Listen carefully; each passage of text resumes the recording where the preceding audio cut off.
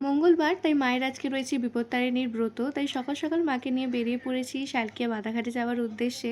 আর আমার আজকে ক্যামেরাটা এতটা কাঁপার কারণ হচ্ছে এই বেহাল রাস্তার অবস্থা। প্রত্যেকবারই যখন শালকিয়া যাই এই খারাপ একটা এক্সপিরিয়েন্স হয় রাস্তার জন্য। রাস্তার মাঝখানে প্রচুর বড় বড় গর্ত। এবারে গিয়ে তো দেখলাম রাস্তার অবস্থা আরও খারাপ হয়ে গিয়েছে। আমরা তো নয় বছরে ১-২ বার এই রাস্তা দিয়ে যাই, বাট বহু বহু মানুষ আছে যারা প্রত্যেক দিন এই রাস্তা দিয়ে যাতায়াত করছে। তাদের জীবনের অবস্থাটা ঠিক কতটা রিস্কের মধ্যে রয়েছে সেটা নিশ্চয়ই এই রাস্তার অবস্থা দেখেই বোঝা যাচ্ছে। সরকার পাল্টে গেলেও সরকারের এই রাস্তার অবস্থা কখনো পাল্টাবে বলে তো আমার মনে হচ্ছে না। যাই হোক, এই রাস্তা পেরিয়ে চলে এসেছি বাধাঘাটে। এখানে এসে মায়ের ফুল মালা যা সমস্ত কিছু নেওয়ার ছিল মা সেগুলোই দাঁড়িয়ে দাঁড়িয়ে নিচ্ছিল। প্রতিবারে পুজো দিতে আসার সময় বৃষ্টি তো হবেই হবে, তবে এবারে একটাই সুবিধা, বৃষ্টিটা হয়নি, আকাশে প্রচণ্ড মেঘ করে রয়েছে। গঙ্গা থেকে জল নেওয়ার পরে এখানে দাঁড়িয়ে পড়েছি, ফল নেওয়ার ছিল, তারপরে চলে এসেছিলাম পুজো দিতে। মা মেন উপোসটা করলেও প্রত্যেক বছরে আমিও সকাল থেকে উপোস করে থাকি মায়ের সাথে অঞ্জলি দেওয়ার জন্য।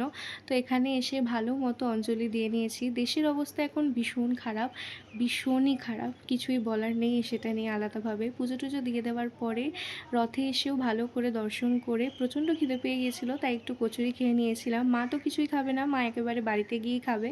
ফেরার সময় অবস্থা দেখলাম আরও খারাপ। এইটা হচ্ছে একটা কলেরা হসপিটাল, তার সামনে জলের অবস্থাটা ঠিক এই রকম, মানে রাস্তার কোনো উন্নতি নেই, রাস্তায় বহুদিন ধরে জল জমে আছে। বাড়ি এসে খেয়েছিলাম একটু প্রসাদ, তার সাথে ভীষণ আইসক্রিম খেতে ইচ্ছা করছিল। আজকে নানান রকমের রান্না হয়েছে এক একজনের পছন্দ মতো। মায়ের জন্য শুধুই আলুর দম। যাই হোক, আমি আমার প্লেটটা সাজিয়ে নিয়েছি। খাওয়া সারতে সারতেই বাইরে নেমেছিল প্রচণ্ড অঝোরে বৃষ্টি। তো আমি বৃষ্টি দেখতে দেখতে খাওয়াটা এনজয় করছিলাম। আজকের মতো এইটুকুই, বাই।